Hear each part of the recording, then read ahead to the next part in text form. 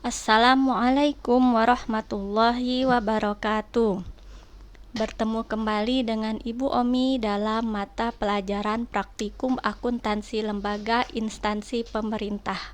Pertama-tama Ibu ucapkan selamat karena kalian sekarang sudah naik ke kelas 12. Di kelas 12 ini kalian akan bertemu kembali dan kita akan belajar kembali materi praktikum akuntansi lembaga instansi pemerintah. Apa saja materi yang akan kita pelajari di kelas 12 ini? Yang pertama, kita akan menganalisis dan mencatat transaksi kewajiban satuan kerja dan desa. Yang kedua, menganalisis dan mencatat dokumen sumber ekuitas satuan kerja dan desa. Yang ketiga, mencatat koreksi kesalahan dan peristiwa luar biasa di satuan kerja dan desa. Dan yang keempat, mengevaluasi dan menyusun laporan keuangan desa. Nah, ini adalah materi-materi pokok kelas 12 di semester ganjil. Sedangkan di semester genap nanti kita akan mempelajari komputerisasi akuntansi desa. Baiklah, kita langsung mulai saja pelajaran yang pertama. Bab pertama, menganalisis dan mencatat transaksi kewajiban satuan kerja dan desa. Oke, kewajiban ini terdiri atas dua jenis ya, yaitu kewajiban jangka pendek dan kewajiban jangka panjang. Kewajiban jangka pendek adalah kewajiban yang jangka waktu pembayarannya tidak lebih dari 1 tahun. Sedangkan kewajiban jangka panjang adalah kewajiban yang jangka waktu pembayarannya lebih dari 1 tahun. Kewajiban di SKPD dan di desa dicatat dengan cara yang berbeda. Hal ini dikarenakan perbedaan basis akuntansi yang digunakan. SKPD menggunakan basis akuntansi akrual, sedangkan desa menggunakan basis kas. Nah, ini akan kita pelajari di bab 1, yaitu akuntansi kewajiban untuk SKPD dan pencatatan kewajiban untuk desa. Baiklah, kita langsung mulai saja. Bagian yang pertama, akuntansi kewajiban untuk SKPD ya. Nah, di awal tadi telah dijelaskan jika kewajiban terdiri atas kewajiban jangka pendek dan kewajiban jangka panjang. Kewajiban jangka pendek dalam pemerintah daerah menjadi kewenangan SKPD, sedangkan kewajiban jangka panjang menjadi kewenangan PPKD atau pejabat pengelolaan keuangan daerah. Ya, Ibu sedikit mengingatkan ya perbedaan antara SKPD dan PPKD. SKPD ini adalah satuan kerja ya atau dinas-dinas yang berada di sebuah kabupaten ya, provinsi atau kota. Jadi misalnya gini, kalau PPKD-nya ya, PPKD-nya itu misalnya pemerintah provinsi Lampung ya. Nah, maka SKPD-nya adalah dinas pendidikan misalnya ya, dinas kesehatan, dinas tenaga kerja, dinas sosial. Itu adalah contoh-contoh SKPD yang ada di provinsi Lampung. Ya, nah di sini yang akan kita pelajari adalah akuntansi kewajiban untuk SKPD. Baiklah, jenis-jenis kewajiban SKPD. Kewajiban jangka pendek yang menjadi kewenangan SKPD adalah sebagai berikut. Yang pertama ada utang perhitungan pihak ketiga, kedua utang bunga, ketiga bagian lancar utang jangka panjang, pendapatan diterima di muka, utang belanja, utang jangka pendek lainnya. Ini adalah kewajiban jangka pendek yang menjadi kewenangan SKPD.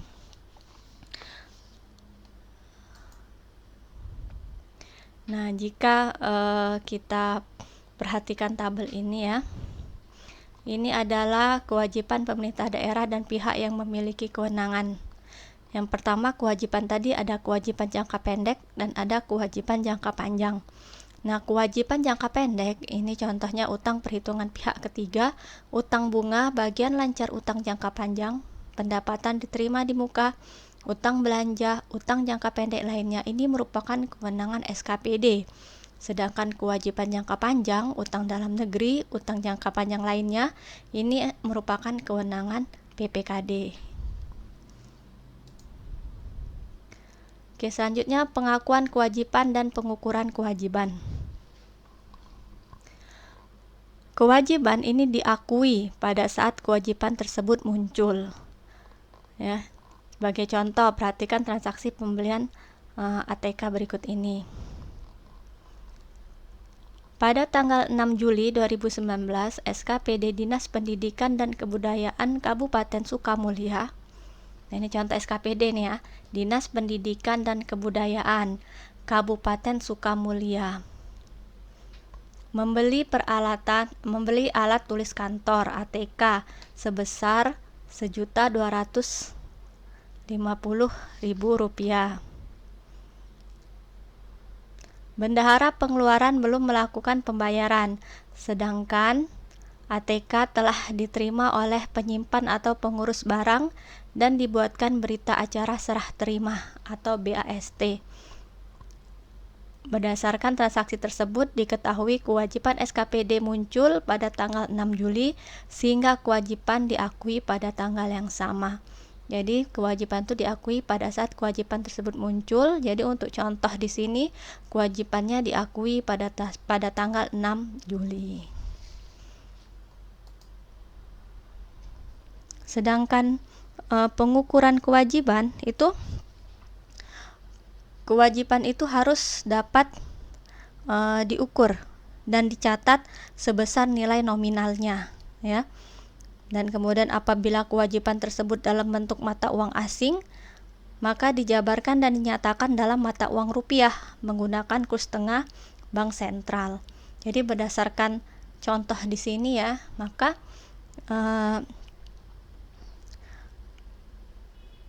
kewajibannya ini sebesar Rp1.250.000. Ini typo ya.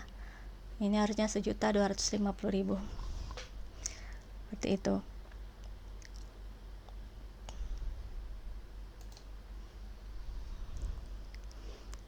Kemudian pencatatan kewajiban SKPD.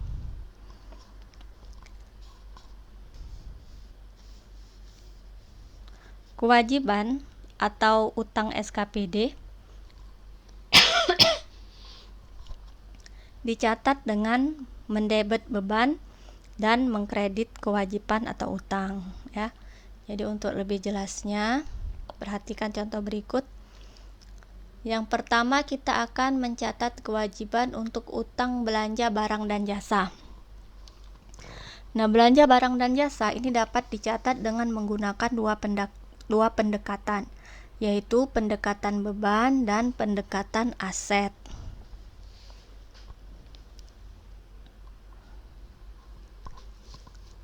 Nah, berikut ini contoh pencatatan belanja barang dan jasa secara kredit dengan pendekatan beban. Pada tanggal 20 Maret 2019, Dinas Kesehatan Kabupaten Sukamulya melakukan pembelian alat tulis kantor atau ATK sebesar Rp3.500.000. ATK tersebut akan segera digunakan pada kegiatan. Pembelian ATK tersebut belum dilakukan pembayaran dan barang dan jasa telah diterima oleh penyimpan barang atau pengurus barang dengan berita acara serah terima BAST dari rekanan. Ya, jadi berdasarkan transaksi ini ya, dapat diketahui jika Dinas Kesehatan Kabupaten Sukamulya melakukan pembelian ATK secara kredit. Hal ini menyebabkan beban persediaan ATK bertambah, ya, perhatikan contohnya ini. Beban persediaan ATK bertambah di sebelah debit, sedangkan utang belanja ATK bertambah di sebelah kredit, ya. Untuk lebih jelasnya silakan perhatikan tabel berikut. Ini merupakan jurnal umum ya, format jurnal umum di SKPD. Jadi kolom yang pertama kolom tanggal transaksi ini 20 Maret ya. Ini salah, coba kita perbaiki dulu. 20 Maret 2019 ya, karena dia membeli barang tadi secara kredit ATK-nya, jadi beban persediaan ya di sebelah debit kita taruh sebesar 3.500.000. Adapun kode rekening beban persediaan ATK 9110101.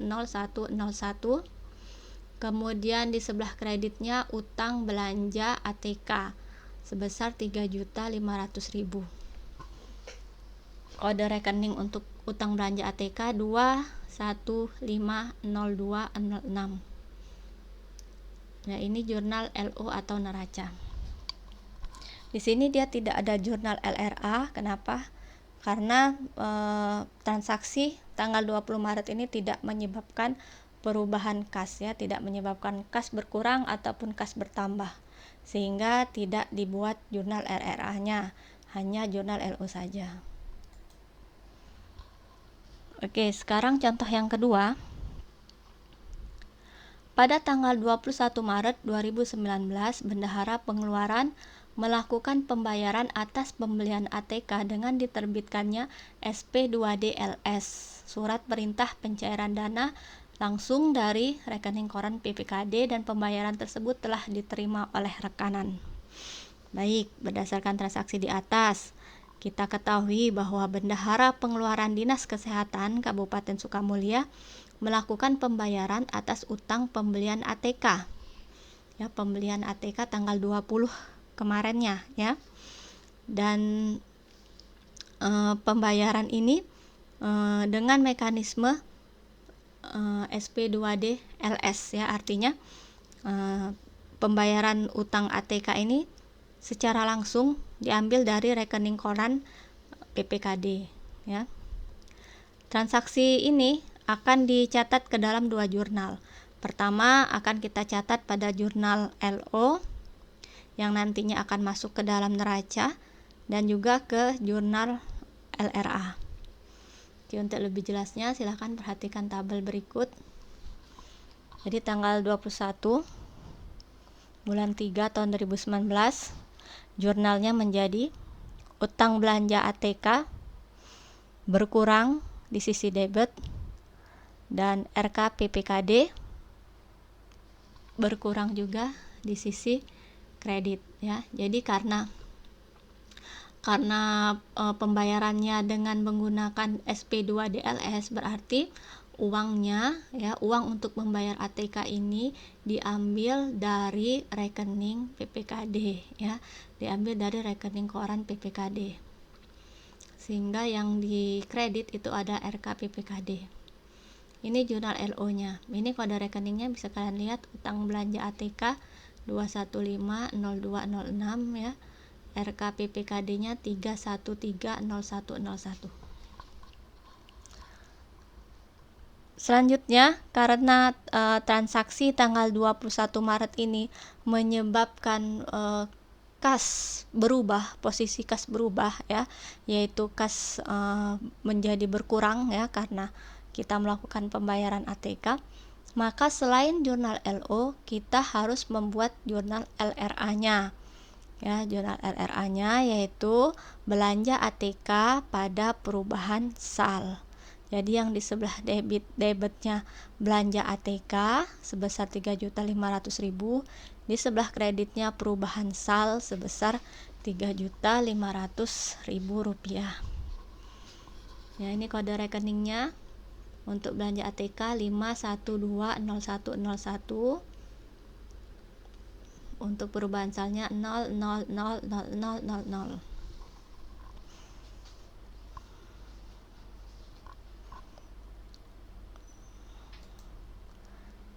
Oke, selanjutnya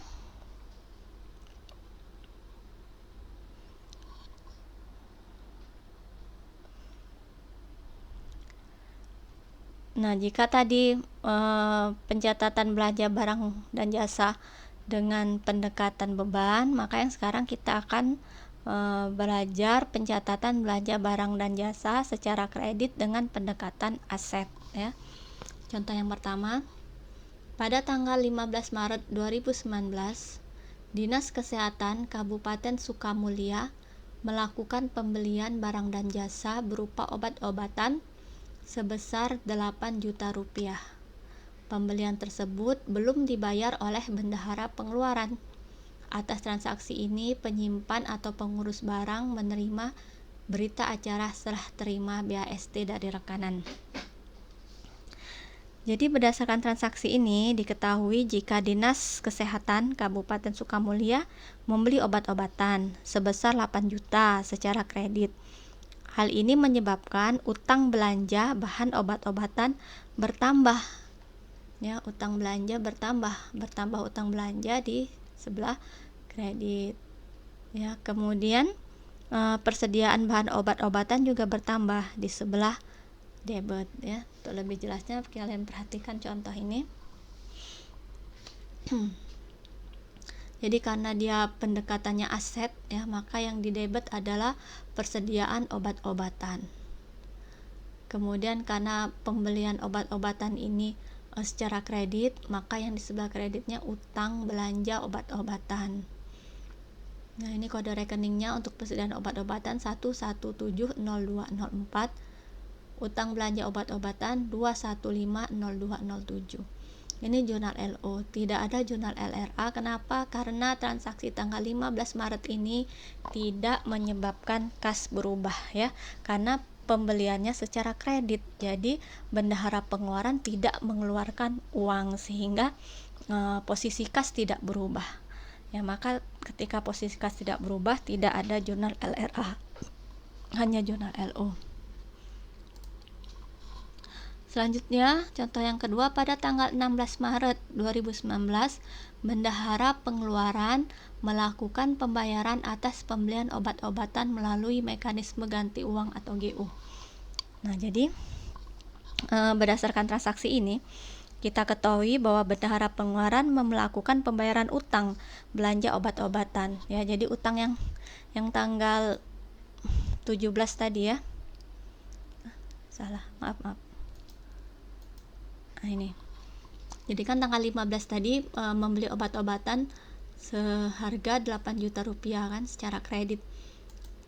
Nah, tanggal 16 Maretnya dilakukan pembayaran atas pembelian obat-obatan tadi melalui mekanisme ganti uang. Kalau mekanisme ganti uang berarti pembayarannya menggunakan uang kas yang ada di bendahara pengeluaran dan nanti akan membuat surat GU, ya, untuk minta diganti nanti uang di bendahara pengeluarannya, ya. Untuk mengganti uang persediaan di bendahara pengeluaran ini nanti dengan mekanisme ganti uang GU. Jadi jurnalnya, ya, seperti yang ada di bawah ini. Ini tanggal 16 bulan 3 tahun 2019. Uraiannya, utang belanja obat-obatan di sebelah debit karena utang belanjanya berkurang, ya, sudah dibayar tadi berkurang, jadi kita taruh sebelah debit 8 juta. Kas di bendahara pengeluarannya pun berkurang, ya, berkurang karena dipakai untuk membayar pembelian obat-obatan tanggal 15 Maret ini, ya. Nah, selanjutnya karena kita membayar utang, ya, bahan obat-obatan, kas kita berubah posisinya, ya, kas kita berkurang, maka kita buat juga jurnal LRA-nya. Ya, ini jurnal LRA-nya. Belanja bahan obat-obatan pada perubahan sal sebesar 8 juta rupiah. Ya, ini kode rekeningnya untuk belanja bahan obat-obatan 5120204, ya, perubahan salnya 0000000.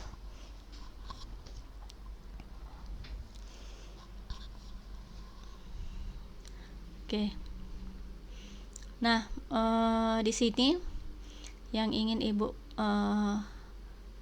perhatikan, ya. Jadi ini perbedaan kalau dia mekanismenya dengan mekanisme ganti uang. dengan yang tadi yang SP2DLS nih. Kalau dia membayarnya dengan SP2DLS artinya uangnya itu keluar dari rekening, langsung dari rekening koran PPKD ya. Makanya di sini yang dikreditnya itu RK PPKD. Nah, kalau dia mekanismenya ganti uang ya, GU, maka pembayaran ini nanti uangnya diambil dari kas yang dipegang oleh bendahara pengeluaran ya, yang berupa UP ya, uang persediaan. Oke, kita lanjutkan.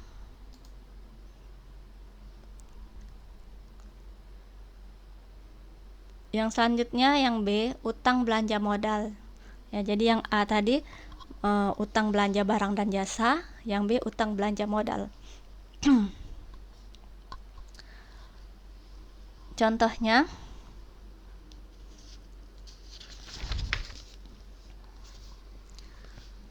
pada tanggal 17 Maret 2019, Dinas Kesehatan Kabupaten Sukamulya menerima BAST berita acara serah terima atas pembelian sebuah mobil dinas dengan rincian sebagai berikut: harga beli 150 juta rupiah, harga pengiriman oleh ekspedisi 2 juta rupiah ya.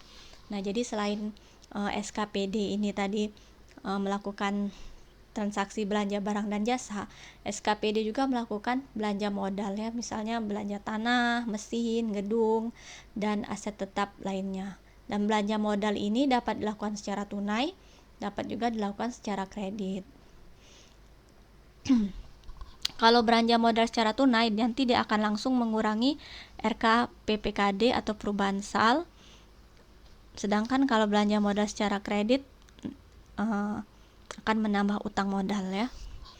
Nah, seperti contoh tanggal 17 Maret ini.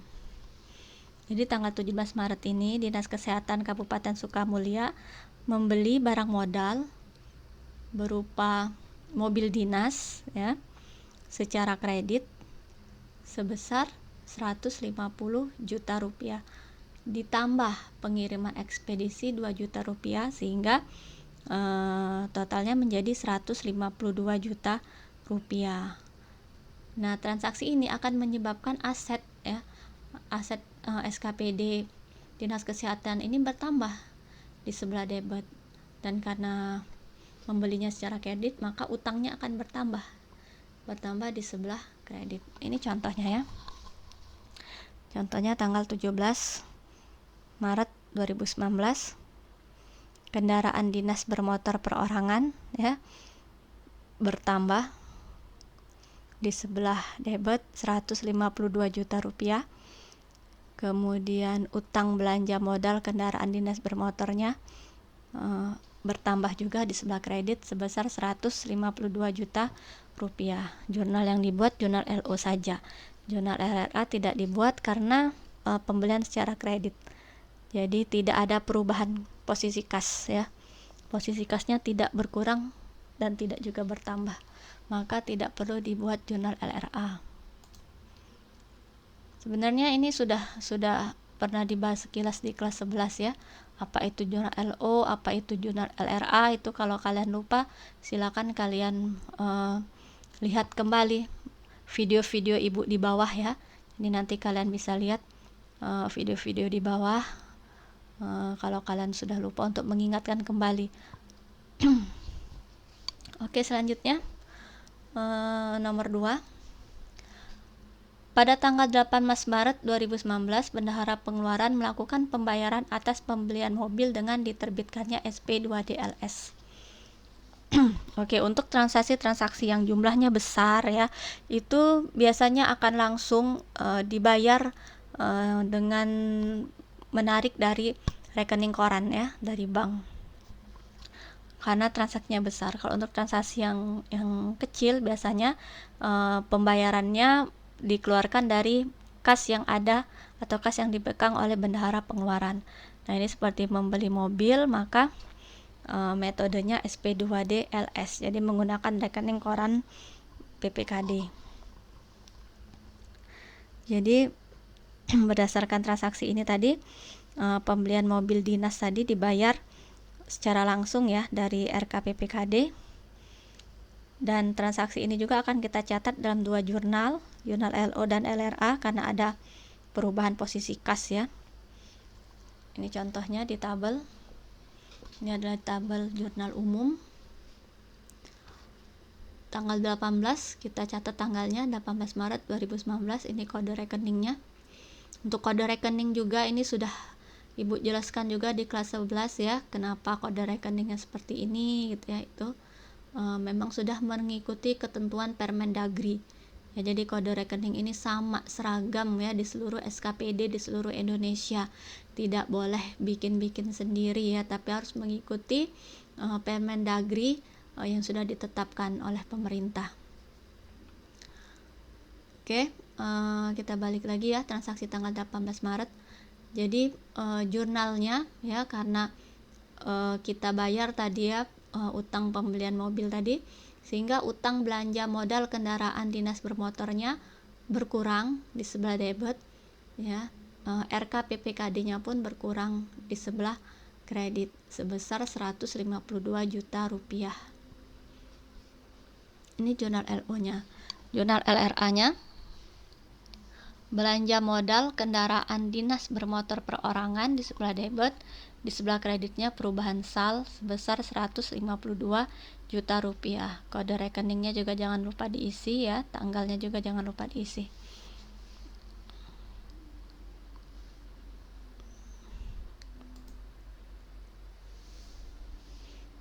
Oke, yang ketiga, contoh kewajiban di SKPD tadi ya, ada pengakuan utang PFK.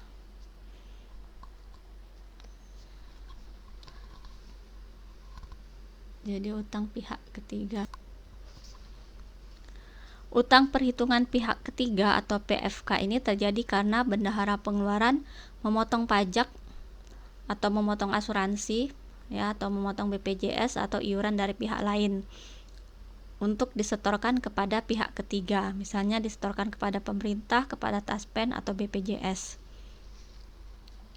Untuk lebih jelasnya perhatikan contoh berikut. Yang pertama, pada tanggal 19 Maret 2019, Dinas Kesehatan Kabupaten Sukamulya melakukan pemotongan pajak atas pembelian kendaraan bermotor senilai 4 juta rupiah. Nah, jadi pada tanggal 19 Maret ini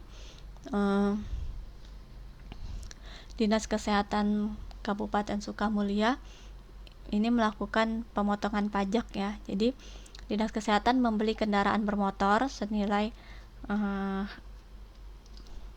membeli kendaraan bermotor ya. Kemudian pajaknya itu senilai 4 juta rupiah. Nah, maka jurnalnya kas di bendahara pengeluaran ya bertambah 4 juta, utang PFK bertambah 4 juta. Oke, jadi gini. Pajak ini nanti ya yang menyetorkannya adalah bendahara pengeluaran ya. Jadi sebelum disetorkan pajak ini nanti akan menambah jumlah kas yang ada di bendahara pengeluaran. Ya, tapi pajak ini merupakan utang ya. Utang karena pajak ini harus disetorkan nanti ke misalnya bisa melalui kantor pos ya, atau langsung ke kantor pajak nanti untuk menyetorkan pajak sejumlah 4 juta ini ya. Makanya ini di kreditnya ini jurnal utang PFK ya, jadi utang pemotongan pajak 4 juta ini tadi.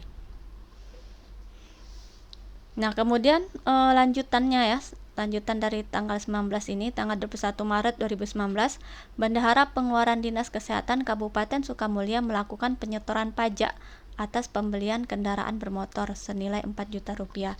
Nah, jadi tadi tanggal 19 ya kita melakukan pemotongan pajak ya. Jadi gini, Dinas Kesehatan ini membeli kendaraan bermotor ya, pajaknya 4 juta. Nah, pajak 4 juta ini ya akan disimpan oleh bendahara pengeluaran ya, dan dia akan menjadi utang PFK di sebelah kredit, dan utang PFK ini harus dibayarkan. Jadi 4 juta rupiah ini harus disetorkan ya, harus disetorkan ke kantor pajak. Maka ketika bendahara pengeluaran menyetorkan pajaknya tanggal 21 Maret, maka jurnalnya menjadi utang PFK ya pada kas di bendahara pengeluaran. Jadi utang PFK-nya berkurang di sebelah debit 4 juta rupiah, kas di bendahara pengeluaran pun berkurang sebesar 4 juta rupiah karena 4 juta ini disetorkan ke kantor pajak ya.